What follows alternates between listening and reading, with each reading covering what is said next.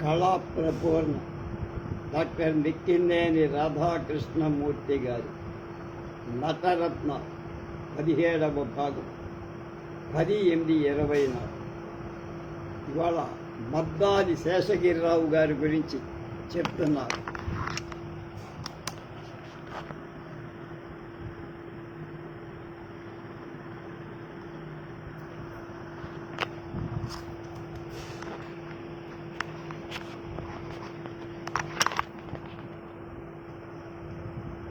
మద్దాలి శేషగిరిరావు గారు కృష్ణా జిల్లా బందరు దగ్గర ఉన్న వడ్లమన్నాడులో జన్మించారు.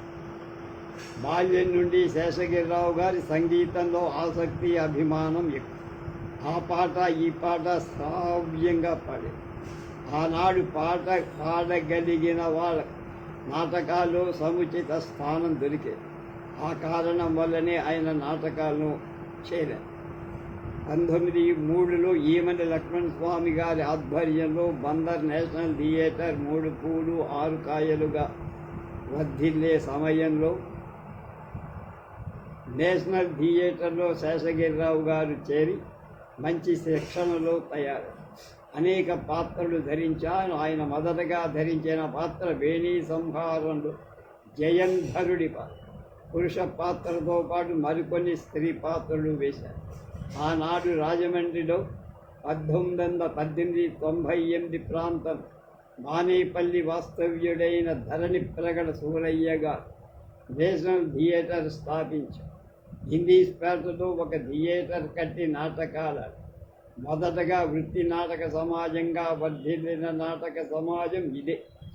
ఈ కంపెనీలో శేషగిరిరావు గారు నెలకు 25 రూపాయల జీతం మీద ప్రవేశించారు.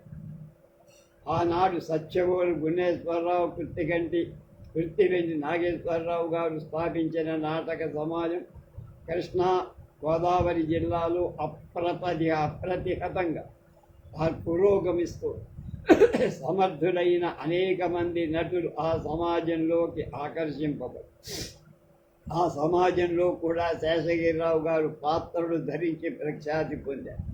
ఆ తర్వాత రాజమండ్రి చింతామణి థియేటర్లో ప్రవేశించి ముప్పుడి జగ్గరాజు, వాజపేయాజుల సుబ్బయ్య మొదలైన ఉద్దండ నటులు సరసన కూడా పెద్ద పేరు తెచ్చుకున్నారు.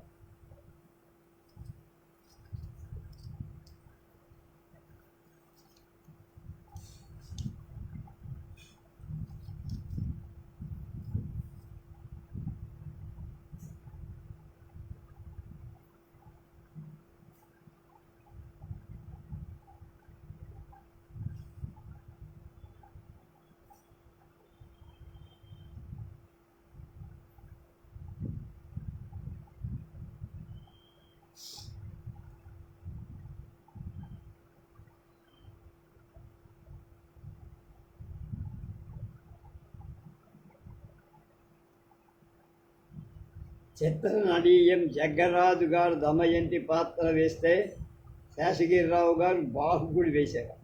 వీరి కాంబినేషన్ ప్రదర్శనానికి హాల్ అంతా కిక్కిరిసిపోయి దాదాపు 14 సంవత్సరాలు 35 రూపాయల జీతం మీద చింతామణి థియేటర్ నిష్కల్మషంగా పనిచేసి ఆ సమాజానికి తనకు మంచి పేరు సంపాదించారు. ఎంతోమంది ఎన్నో ఆశలు చూపించారు, కానీ చింతామణి థియేటర్ని మాత్రం ఆయన ఎప్పుడూ వదల్ల.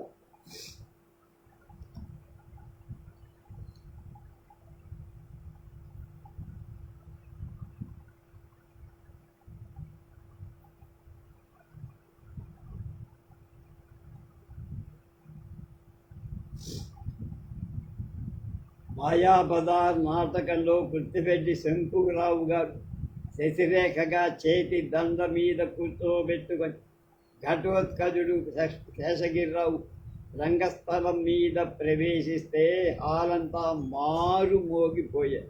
మళ్ళా మాయాబజార్ నాటకంలో కృత్తివెండి శంభూరావు గారు శశిరేఖగా చేతి దండ మీద కూర్చొని పెట్టుకొని ఘటోత్కజుడుగా శేషగిరిరావు గారు రంగస్థలం మీదికి ప్రవేశిస్తే హాలంతా మారు మోగిపోయే చప్పట్లు.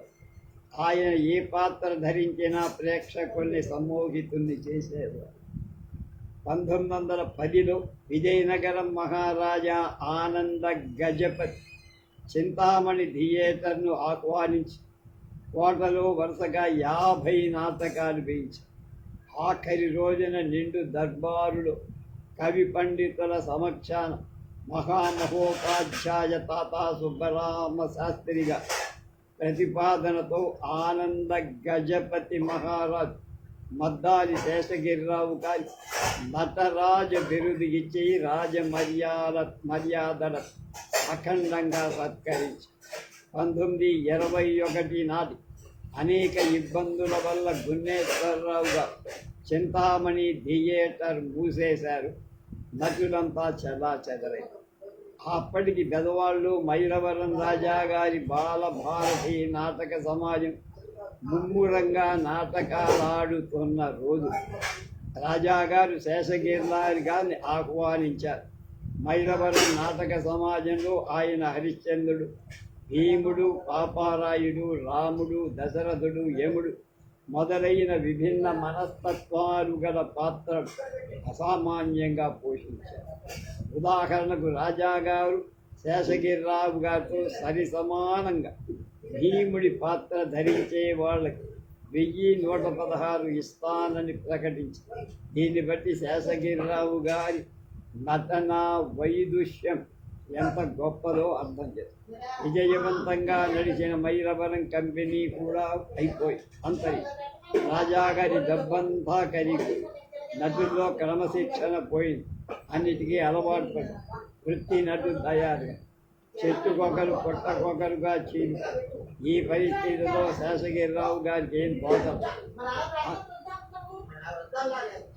అందరి నటుల్లా కారు శేషగిరిరావు క్రమశిక్షణ గాఢ నటు. నెలమెత్తులకు లొంగిపోయే తత్వం కాదు. తాగుడు, వ్యభిచారం దరికి రానివ్వల పవిత్ర హృదయం. ఆహార విహారాలు నియమబద్ధంగా కాలం గడిపిన వ్యక్తి. కళను పవిత్రంగా పూజించిన పూజని. మైలవరం బాలభారతి అంతరించిన తరువాత ఏలూరు వెళ్ళి బందా కనకలింగేశ్వరరావు గారితో సమాజంలో ప్రవేశి నర్తకులకు శిక్షణ. ఎన్ని సమాజాలు మారినా, ఎన్ని నాటకాలు ఆడినా, ఎన్ని పాత్రలు ప్రతిభావంతంగా నటించిన, క్రమశిక్షణలో ఎంత పవిత్రంగా జీవించిన ఒక్క కాని కూడా పాపం ఆయన వెనకేసుకోవాలి. ఆఖరి దశలో కేంద్ర ప్రభుత్వం కళాకారులకి 50 రూపాయల పెన్షన్ మీద రేపల్లి తాలూకా సిరిపూర్లో కాలం గడుపుతూ 61వ ఏడున చనిపోయారు. జీవించినంతకాలం నిరాడంబరంగా నిస్వార్థ కళాకారులుగా పరిపూర్ణ మానవులుగా జీవించి మరణ ఆదర్శమైన ఆయన నట జీవితం నేటి కళాకారులకు అందరికీ ఆచరణీయం. అన్ని లలిత కళలాగానే నాటక కళ కూడా ప్రజల నిత్య జీవితంలోకి చొచ్చుకుపోయింది అని ఎన్ఎత్ స్టార్ట్ అనేటువంటి నాటక రచయిత అన్నాడని అక్కడ ఒక క్యాప్షన్ లేదు. ఘంటసాల రాధాకృష్ణయ్య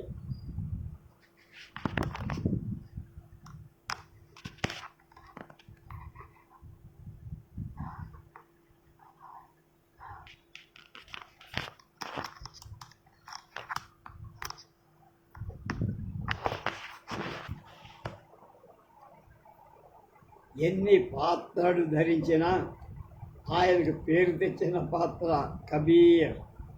ఆ పాత్రలో ఆయన మూర్తీభవించి నటించి ఆయన్ని సహజ సుందరమైన అవయవ సౌష్ఠవం, మృదు మధురమైన మనోహర గానాలాపన చేయగల కమనీయ కంఠ, భక్తి తన్మయత్వాన్ని దృఢ దీక్షను తెలియచేసే నేత్రద్వయం, కూటీర్ లాంటి ముక్కు చూడముచ్చటగా ఉండే ఆయన కబీరు వేషధారణ ప్రేక్షకులను సమ్మోహితులను చేసి ముగ్ధమోహనంగా ఉండే రంగస్థల ప్రవేశంతోనే అందరినీ ఆకర్షించే సామర్థ్యం.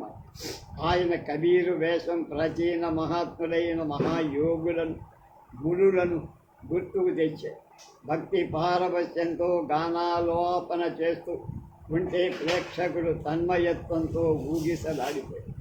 ఈ విధంగా తన కబీరు పాత్రతో తెలుగు నాటక రంగంలో ఒక సుస్థిరమైన స్థానాన్ని సంపాదించుకున్నారు ఘంటసాల రాధాకృష్ణయ్య. రాధాకృష్ణయ్య గారు 1898లో నెల్లూరుకి 3 మైళ్ళ దూరంలో ఉన్న పొట్టెపాలెం అనే గ్రామంలో జరిగింది. తల్లి వెంకటలక్ష్మి, తండ్రి దక్షిణామూర్తి, నలుగురు సోదరు. ప్రసిద్ధ చలనచిత్ర దర్శక నిర్మాత ఘంటసాల బలరామయ్య గారు వీనికి సోదరుడే. 1912లో స్వగ్రామం నుండి నెల్లూరు చేరారు. నాటి వీధి నాటక ప్రదర్శనలు, సురభి నాటకాలు, కొయ్య, తోలుబొమ్మలాట, బుర్రకథలు రాధాకృష్ణయ్య గారిని ఎంతో ఉత్తేజపరిచారు. ఆ ఉత్సాహంలో 1912లో నెల్లూరులో ఆంధ్ర విజ్ఞాన సమితిలో చేరి మొదటిగా తిరుమలాంబ స్త్రీ పాత్రధారణ. తర్వాత సింహపురి అంటే నెల్లూరు సుగుణ విలాస సభలో చేరి కందాడై శ్రీనివాసంతో కలిసి ప్రహ్లాదులో లీలావతి, అలాగే చిత్ర నళీయంలో దమయంతి, విక్రమదేవ వర్మ గారి శ్రీనివాస కళ్యాణంలో పద్మావతి, మానవతిలో మానవతి, హరిశ్చంద్రలో చంద్రమతి మొదలైన స్త్రీ పాత్రలు వేసి అందరి మెచ్చుకుంటారు. స్వయంగా నరసింహ పూరి నాట్య మండలి స్థాపించి రాయబారంలో కృష్ణుడు, బలిజేపల్లి వారి సత్రాజితేయంలో కృష్ణుడు మొదలైన పాత్రలు ధరిస్తూ రామదాసులో కబీరు పాత్ర ప్రత్యేక శ్రద్ధతో పోషించారు.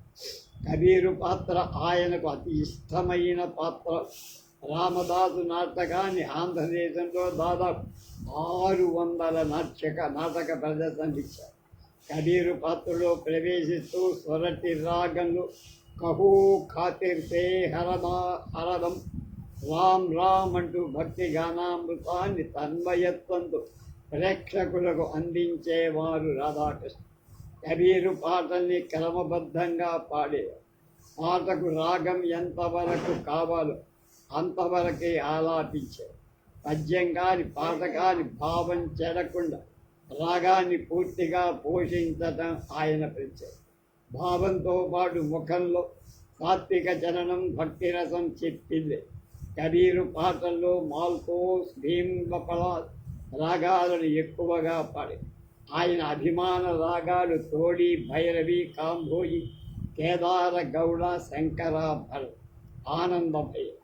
ఇక పద్యాలను 4.5 శృతిలో కర్ణాటక సంగీతాన్ని ఆలపించి పద్య భావాన్ని, రాగాన్ని నిండుగా పోషించి ఒక పక్క నాటకాలు ముమ్మరంగా ప్రదర్శిస్తున్న రోజుల్లో 1931లో చలనచిత్ర రంగంలో ప్రవేశించి ఈస్ట్ ఇండియా ఫిలిం కంపెనీలో రామదాసులో కబీర్, 34లో సతీ తులసిలో నారద్, 35లో భక్త కబీరులో కబీర్, భక్త మార్కండేయులో మృకండుడు, పార్వతీ కళ్యాణంలో శివుడు మొదలైన పాత్రలు ధరించారు. చలనచిత్రాల్లో నటించాక 1940లో వేలు ఖర్చు పెట్టి నెల్లూరులో రాధాకృష్ణ నాట్య మండలి పేరు కొంతకాలం ఘంటసాల కబీర్ డ్రామాటిక్ ట్రూప్ పేరుతో రామదాసు కబీరు పాత్ర ధరిస్తూ తెలంగాణ, రాయలసీమలతో సహా ఆంధ్రదేశమంతా తిరిగి ఆయన నాటకాలు వేరు.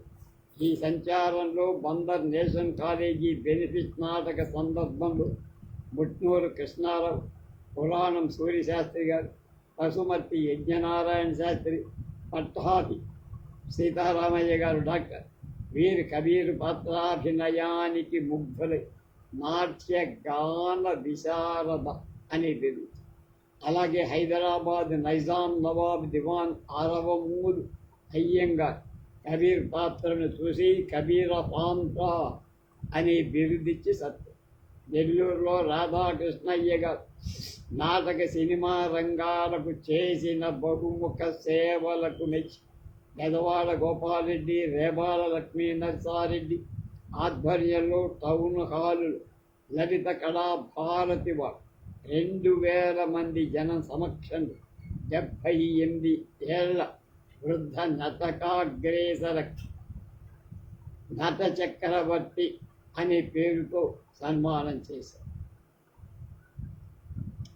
తర్వాత పి రామతిలకం, పువ్వుల రామతిలకం.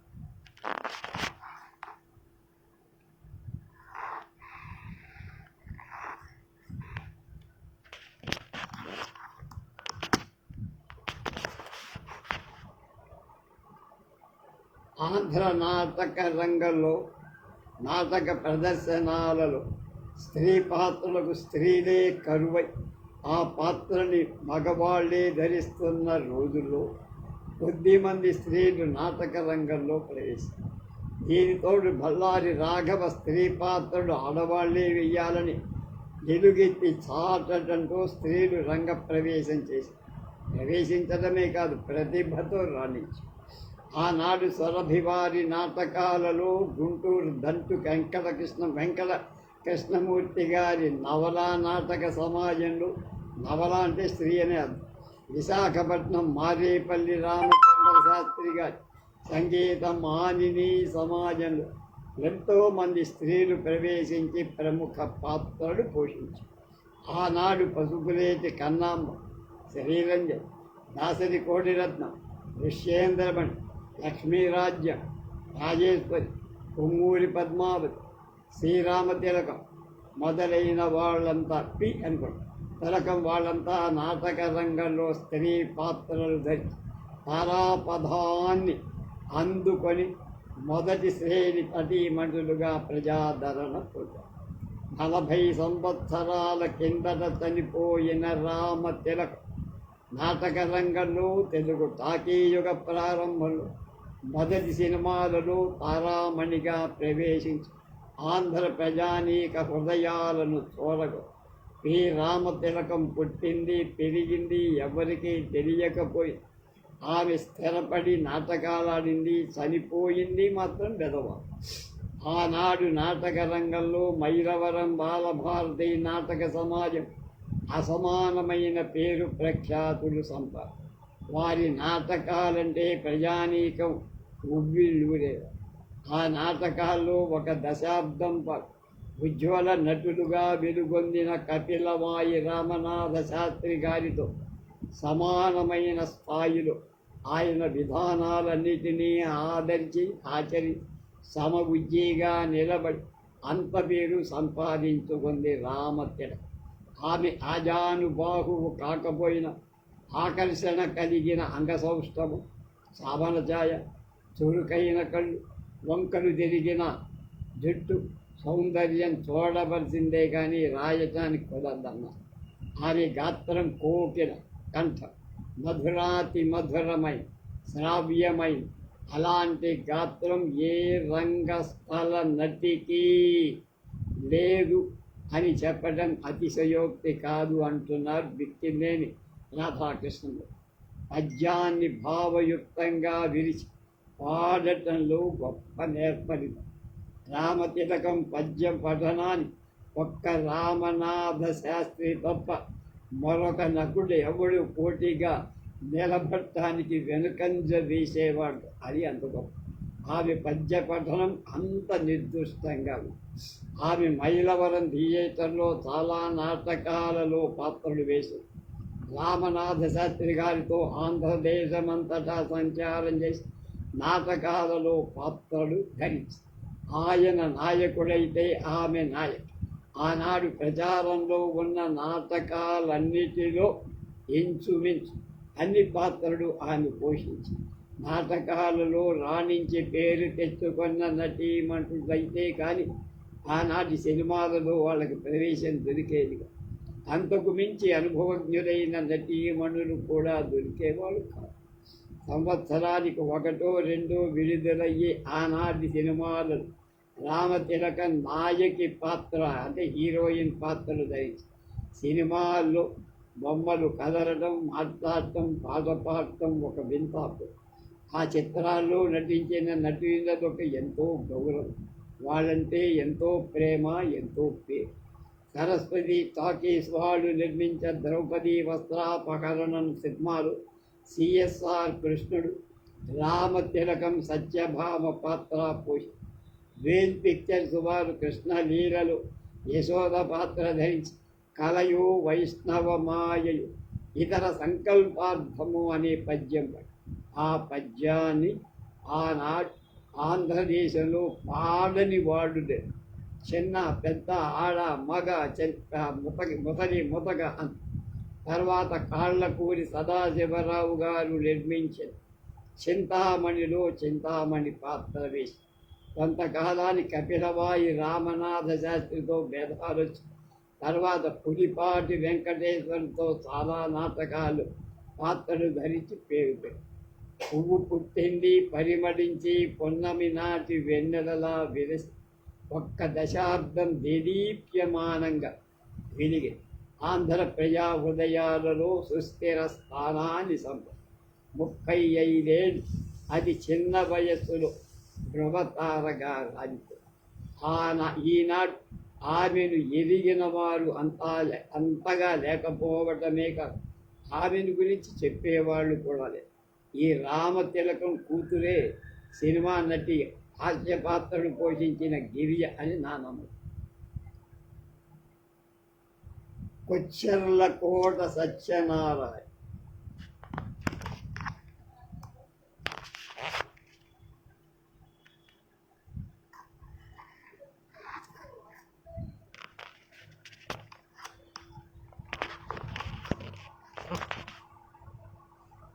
ఆంధ్ర నాటక రంగంలో నటనలో పైకొచ్చినవాడు, పాటతో పైకొచ్చినవాడు ఎందరో ఉన్నారు.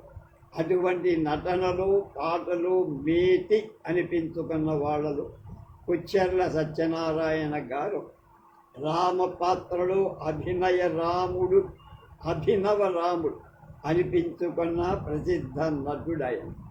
బుద్ధబంతి పువ్వు లాంటి ముఖాల విందంతో ఎర్రగా బుద్ధుగా సూపరుల ఆకర్షించే అంగసౌష్ఠవం, ముసిముసి నవ్వుతో ముచ్చట గురిపే ముఖవర్చస్సు లోని శాంతం, కళ్ళలోని కరుణ, మాటలోని మాధుర్యం, ఉత్తమ వ్యక్తిత్వంతో కూడిన వినయం అన్నీ కలిస్తే రామ పాత్రకు ప్రాణం పోసినట్టు.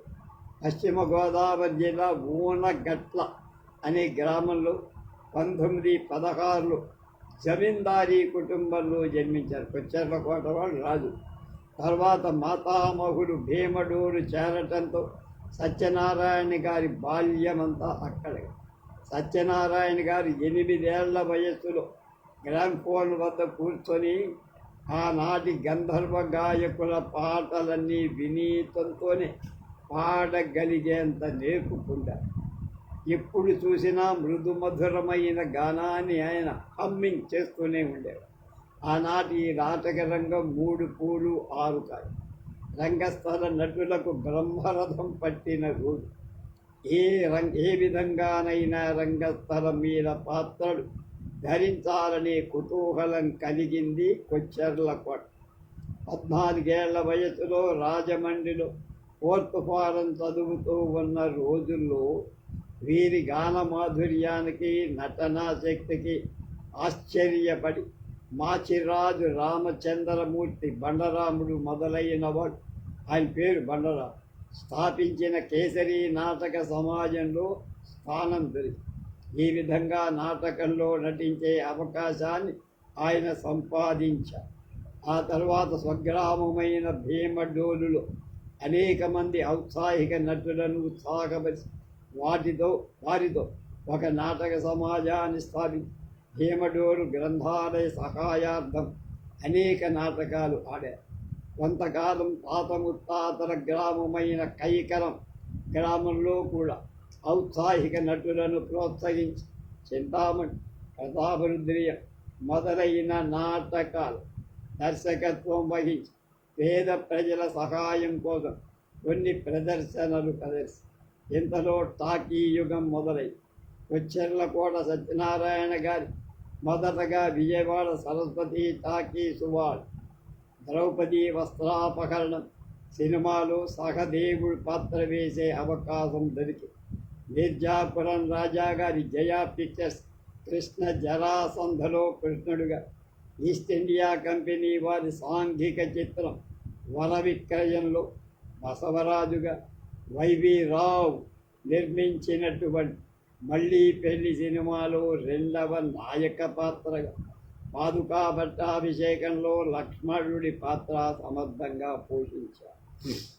మళ్ళీ పెళ్లి సినిమాలో ప్రణయవతి నాపై కోపమా అనే పాట, జరాసంధ సినిమాలో బేలతన మేలనే శీలవతి అని పాడిన పాట అధికంగా ప్రజాదరణ పొందాయి ప్రచారంలో. జరాసంధ పాత్రలో వేమూరి గగ్గయ్యగా, గంభీర పాత్ర గర్జనల, కృష్ణ పాత్రలో ఎదురుగా నిలబడి శహబాష్ అనిపించుకున్న నటుడు సత్యనారాయణ. పద్మశ్రీ స్థానం చిత్రాంగి వేస్తే కొచ్చెర్లకోట సారంగధరుడు స్థానం సత్యభామ అయితే ఈయన కృష్ణుడుగా ఆంధ్రదేశంలో అనేక ప్రాంత నాటకాలు ప్రదర్శించి కీర్తి తెచ్చారు. ఆ తర్వాత ఏలూరులో ప్రభాత్ థియేటర్ స్థాపకులైన బందావారితో కలిసి అనేక భారత నాటకాలను బందాగారు కృష్ణుడిగా, కొచ్చెర్లకోట అర్జునుడిగా నాటకాలు కలిసి, బొబ్బిలి యుద్ధంలో వెంగళరావు, సతీ సావిత్రిలో సత్యవంతుడు, చింతామణిలో భవానీ శంకరుడు, కాళిదాసులో కాళిదాసు పాత్ర అతి సమర్థవంతంగా నటించి ఉత్తమ నటులుగా, గాయకులుగా పేరుతారు. తెనాలి బేతా వెంకట్రావు రామాంజనేయ యుద్ధం నాటకం పెద్ద ఎత్తున ప్రదర్శిస్తున్న రోజుల్లో 3000 నాటకాలు ఆడారు ఆయన. ఎవరు? బేతా వెంకట్రావు. సత్యనారాయణ గారి రామ పాత్ర కూడా ప్రేక్షకులకు అధికంగా ప్రశంసలు. శ్రావ్యమైన గాత్రంలో ఒక వంక పద్యాలు పాడుతూ మరో పక్క అమోఘ నటనతో ప్రేక్షకులను తన పక్కకు ఆకట్టుకునే అన్ని పాత్రల కన్నా అధిక కీర్తి సంపాదించింది ఆయన శ్రీరామ పాత్ర. ఇంతటి ఉత్తమ నటులైన కొచ్చెర్లకోట సత్యనారాయణ 1969 డిసెంబర్ 20 ఏలూరులో చనిపోయారు. ఆయన నవల నటులే కాక అనేక సంఘ సంస్కరణ కార్యక్రమాల్లో కూడా పేద విద్యార్థులకు, పేద కుటుంబాలకు సహాయం చేశారు. ఆయన నాటక కళాభివృద్ధికి 40 ఏళ్ళు నిర్విరామంగా కృషి చేసిన నిరాడంబర వ్యక్తి. ఆనాటికి ఈనాటికి ఏనాటికైనా ఆయన గాత్ర మాధుర్యం, ఆ రామ పాత్ర, ఆ కృష్ణ పాత్ర మరువరానివి, మరువని. కోమఠం శ్రీనివాసాచార్యు గారు అసలు పేరు కోమఠం కాయర్ వేలమూర్ శ్రీనివాసాచార్య. 1842 తమిళనాడు చెంగల్పట్ జిల్లాలో పండిత వంశంలో జన్మించి తాత ముత్తాతలు సంగీత విద్యలో ఆరితేరినవారు. వంశపారంపర్యంగా వచ్చిన ఈ సంగీత కళను ఆచార్యులు గారు కూడా ఆదరించి తరించటమే కాక అందులో నుంచి పాండిత్యాన్ని సంపాదించారు. వీరిది స్ఫురద్రూపం, కమనీయ గాత్రం, అభినయ కళలో ఆరితేరినది. క్షత్రయ పదాలకు బాణీలు కూర్చి విశేష ప్రచారంలోకి తీసుకురావటానికి కృషి చేసి అతి ప్రాచీనమైన సంస్కృత నాటకాలు ప్రదర్శనకు అనుకూలమైనవని ఆచరణలో నిరూపించి సంస్కృత ఆంధ్ర భాషల్లో పండితులు, మద్రాసులో ఉపాధ్యాయ వృత్తి నిర్వహించిన గోమఠం ఈ తరం యువకులకు అంతగా తెలియదు. 1876 బొంబాయి వాస్తవ్యులైన పటేల్ నాయకత్వాన పార్సీ విక్టోరియా థియేట్రికల్ కంపెనీ వచ్చి ఆధునిక రంగస్థల పరికరాలతో అద్భుతంగా అనేక రంగస్థల పరికరాలతో అనేక నాటకాలు ప్రదర్శన. ఆ ప్రదర్శనలు చూసి ఉత్తేజితులైన ఉత్సాహవంతుల్లో ఈ గోమఠం కూడా. పార్సీ విక్టోరియా థియేట్రికల్ కంపెనీ వారి ప్రదర్శనలకు ప్రభావితులైన ఈ ఆచార్యులుగా ప్రదర్శించిన గులేబ కావళి మొదలైన హిందీ నాటకాలు తెలుగులో రాసి ప్రదర్శించాలనే ఉత్సాహంతో మిత్రుల సహకారంతో మద్రాసులో 1879-80 ప్రాంతంలో గోమఠం సివి శ్రీనివాసాచార్యులుగా మద్రాసు ఓరియంటల్ డ్రామాటిక్ కంపెనీ అనే నాటక సమాజాన్ని స్థాపించారు. ఆ సమాజానికి అధ్యక్షుడు ఈయనే, ప్రధాన పాత్రలు ఆయనే. సంస్కృత నాటకాలైన కాళిదాస శాకుంతలం, విక్రమోర్వశీయం, భవభూతి ఉత్తర రామచరిత మొదలైన నాటకాలను తెలుగులోకి అద్భుతంగా అనువాదం చేసి దృశ్య నాటకాలుగా అద్భుతంగా ప్రదర్శించారు.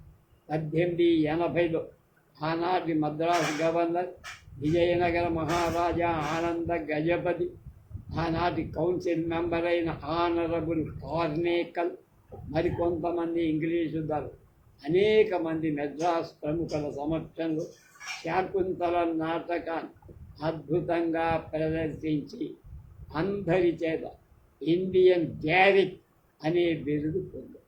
అంతేకాక ఆయన సత్యహరిశ్చంద్ర నాటకాన్ని ఇంగ్లీషులోకి అనువది హరిశ్చంద్ర పాత్రను అలాగే ధరించి ఆయన 20 ఏళ్ళు గవర్నరుగా ఉండిన లార్డ్ వెల్లాక్ ఎదుట ప్రయోగించి ప్రశంసలు అందుకున్నట్లుగా 6/3/1896 వెల్లాక్ ప్రభు ఆచార్యుల వారికి రాసిన ఉత్తరం ద్వారా మనకు అర్థమవుతుందని తెలుసు. ఆనాడు మద్రాసు రాజధానిలో నాటక ప్రయోగ పితామహుడుగా ఆయనకు పేరు. ప్రతిభావంతమైన ఆచార్యుల గారి నటనను చూసి ముగ్ధులైన ఆనంద గజపతి మహారాజు శ్రీ శ్రీనివాసాచార్యుల గారిని విజయనగరానికి ఆహ్వానించి నాటి నుంచి ఆనంద భోజుడి ఆస్థానంలో ప్రముఖ సభ్యులై విజయనగరంలోని నాటి జగన్నాథ వినాశిని నాటక సమాజానికి దర్శకత్వం వహించి 1874 ప్రాంతంలో విజయనగరంలో శ్రీ విజయరామ గజపతి మహారాజు గారి పోషణలో జగన్నాథ విలాసిని నాటక సమాజం స్థాపింపబడి సంస్కృత నాటకాల ప్రదర్శనలో ప్రసిద్ధిపడి 1878లో విజయరామ గజపతి స్వర్గస్థులైన ఈ సమాజం నిత్య నూతనంగా వర్ధిల్లింది కానీ ఆగిపోయింది. ఈ సమాజంలో గంటి బుచ్చిశాస్త్రి సంస్కృత నాటకాలనే ప్రదర్శించారు. పప్పు వెంకన్న, ఆదిభట్ట జగ్గావధాన్, శ్రీ కర్రా పేరయ్య శాస్త్రి, చొప్పల్లి సూర్యనారాయణ శాస్త్రి, పప్పు అప్పయ్య శాస్త్రి, కొండయ్య మొదలైన ప్రసిద్ధ నటులందరూ గోమఠం ఆచార్యుల దర్శకత్వం వహించి శ్రీనివాసాచార్యులుగా ఉత్తమ దర్శకులుగా, ఉత్తమ నటులుగా, అత్యుత్తమ వాగ్గేయకారుడుగా కాక ఉత్తమ రచయితగా కూడా పేరుకొంది. గిరిజల్లా అనే వచన గ్రంథం వీరి ప్రథమ రచన. అంతేకాక ఇంగ్లీష్ హరిశ్చంద్ర నాటకం, కమలాపహరణం, పెంకిపంతులు ప్రహసనం, స్త్రీ సాహసం, స్త్రీ చాతుర్యం, త్రిపూరషం మొదలైన చిన్న కావ్య ఆయన రచించారు.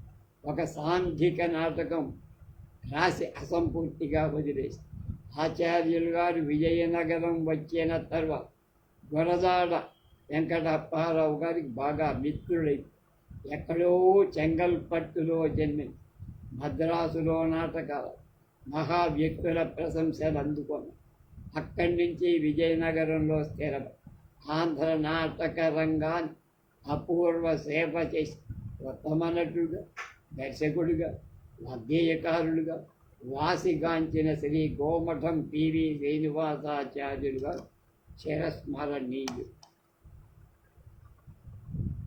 రాళ్లపల్లి నటేశయ్య.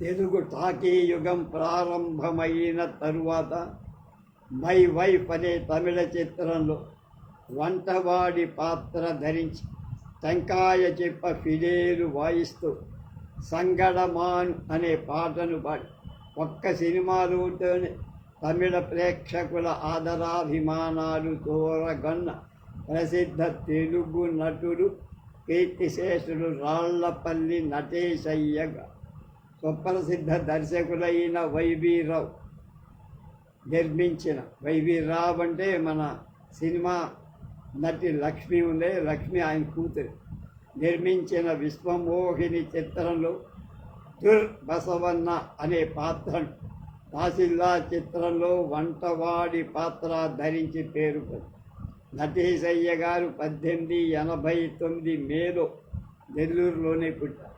తండ్రి ఆదిశేషయ్య, తల్లి భ్రమరావు. నటేశయ్య గారి విద్యాభ్యాసం నెల్లూరు ముత్తరాజు సుబ్బరామయ్య గారి పాఠశాలలు 7వ తరగతి వరకు సాగి కొన్ని ఆటంకాల కారణంగా ఆ చదువు ఆగింది.